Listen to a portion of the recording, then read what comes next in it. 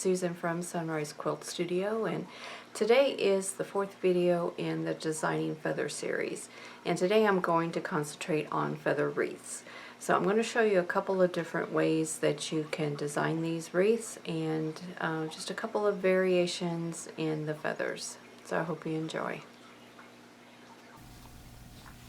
Okay, feather wreaths are pretty traditional, and there's different ways that you can design them to fit in your blocks. If you want just a typical round feather wreath, you'll need to have some guidelines. You need a guideline is where you want your feather to stop, the outside of your feather. You need a guideline for your spine and a guideline for where you want your inner feathers to stop. So you need 3 different size circles, and you can use your circle templates if you own those, and if you can get those to fit the space that you want and have enough space between them. Or you can use a tool like this. This is called a circle scissor. It comes with a bladed stylus here, so that it's made for paper crafters. This is by EK Success, and you can cut circles with this out of paper, but I'm going to use it just to draw circles. So I'm going to use the widest circle that I can get, and then I'm going to go in a ways. This will be the spine, and then this will be the guideline for the inner feathers. This is where I want my outer feathers to end. This is the spine, and this is where I want my inner feathers to end. Another guideline that you can put in are some quarter marks. So you could divide this feather into quarters, or these circles into quarters, and use a chalk marker or a dry erase, or not dry erase, an air soluble or water soluble pen. I'm just eyeballing that, so you can find the very center and then draw those marks. So that'll give you, kind of help you with your stopping and starting points. So I'm going to start my feather here, and I'm just going to come around, draw my first feather, and then come around and draw the rest of them.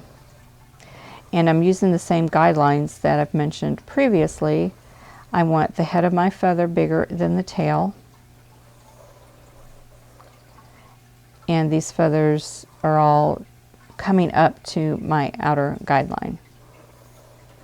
And I'm trying to make them close to the same size. But this will be freehand. When you get used to drawing these in, you may not even have to draw all of your feathers. You'll just draw your guidelines, and then you will quilt freehand in there. But using the same guidelines as any other feather.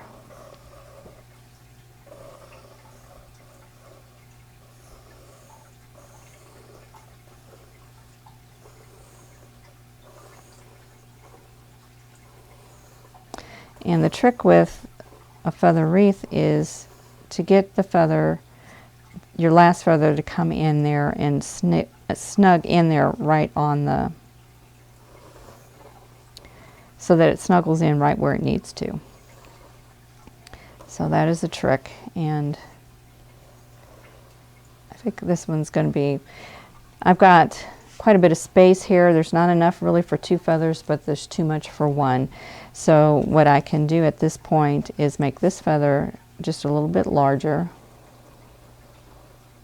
and then I want this feather to come in, touch the end of that one, and then come back around. And then I'm going to backtrack all the way down this feather and do these feathers here. So we're going to go around,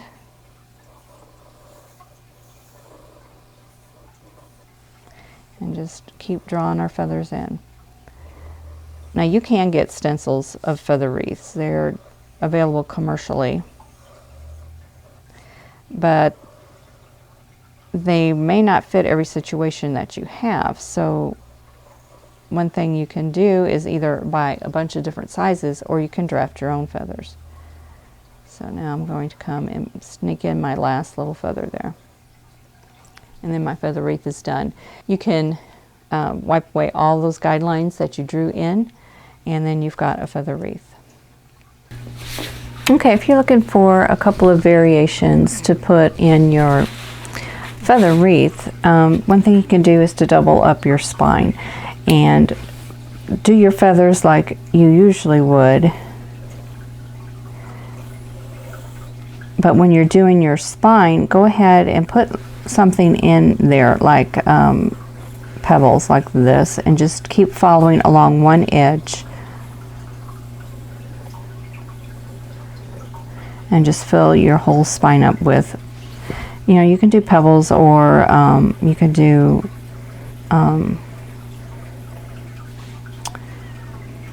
curls or curves, or anything small, just anything small that will go in there. Pebbles are kind of a good contrast to feathers. So let's go ahead and pull this in all the way around, fill it in all the way around. You can do a herringbone, or you know, anything you can think of that will fit in there. Pebbles are kind of traditional, and they look kind of like pearls more than pebbles, because hopefully they'll be all the same size, and they're you know, will be consistent. So here we go. Okay, now for your feathers too, you know, you can vary these up and do, you know, you can do your curls. You can do these curls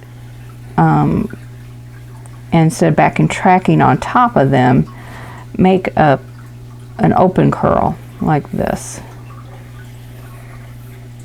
So give yourself a little space, and then make the open curl, and then do your second feather here. You can also do your outlined hook feather like that.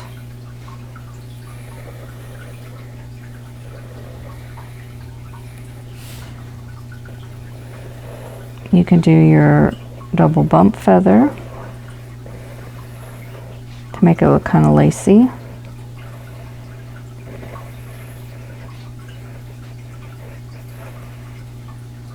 Let me do one more of them.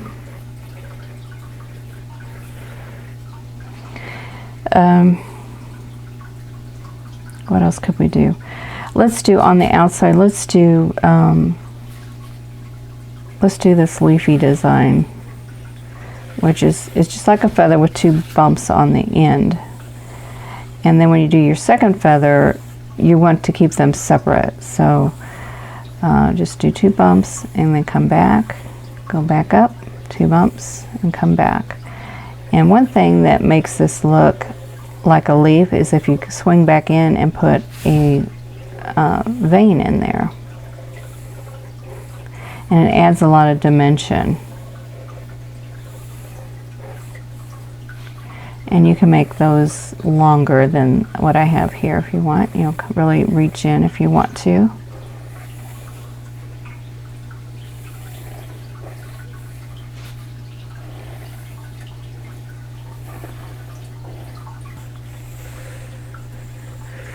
Just put your last one in. And you can see how those spines or those veins in there give it a little bit of dimension. So it gives you a little bit different look. Now another thing that I will do for feather wreaths, especially if I've got a block where I've got a lot of space, and like in these corners, these feathers are going to get really long, but I really don't want these to be extremely short. Besides doing a double vein in your feather or double spine, you could add a border to your block. So you go inside the seam line, and then you're going to stitch like a 1/4 of an inch. So I would go and just stitch all the way around, just come in a 1/4 of an inch.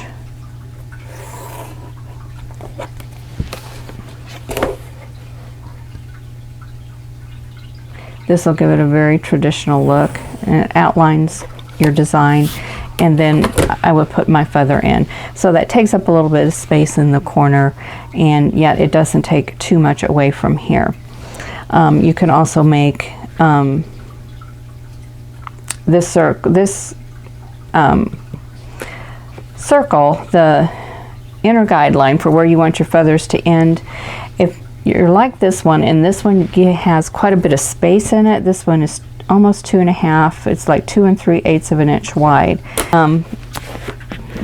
But one thing you could do is do a filler in here. Now you could do cross hatching, you could do pebbles, you could do stippling, you could do stacked swirls, you could do regular swirls, peacock meander, anything you can think of in here. Just put something in here to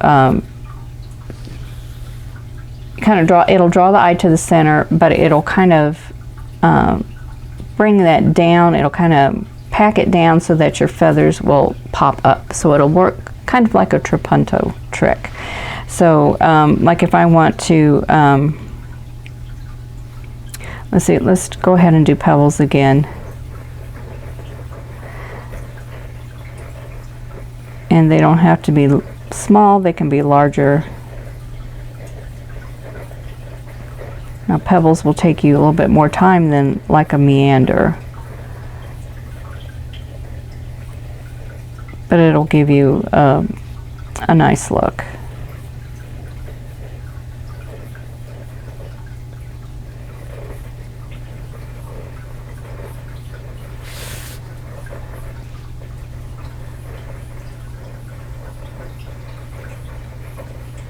So I'm just going to continue drawing in pebbles.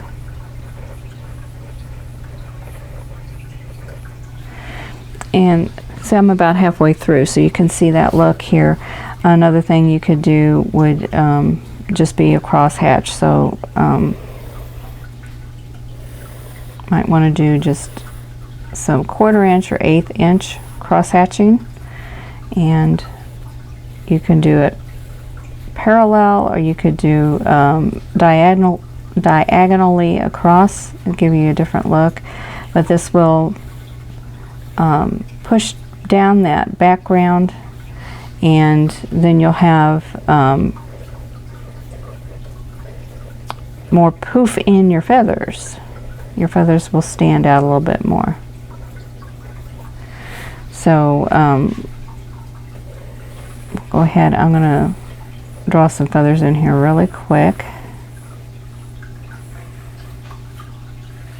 I know I'm doing 2 different designs in here. Is kind of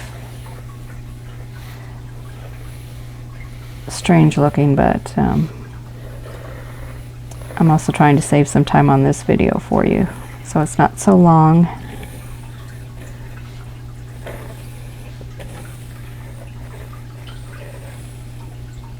And let's do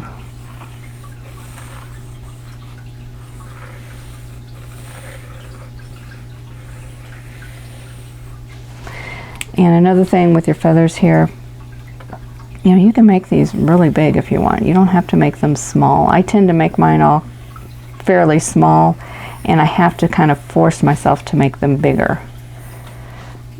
But these big chunky feathers are really kind of pretty, and they give your quilt a more a looser look, or a more modern look, as opposed to a feather that's really tight. So let's see if I can do that here. Oops, I'm getting snagged again on my notebook.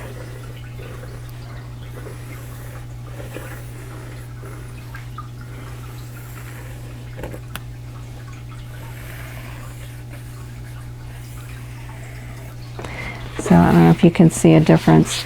There's the smaller feathers here, and then I started making them larger. And if you do that, you know, if you're like me and you tend to make them small, you're probably going to have to really concentrate to make those large.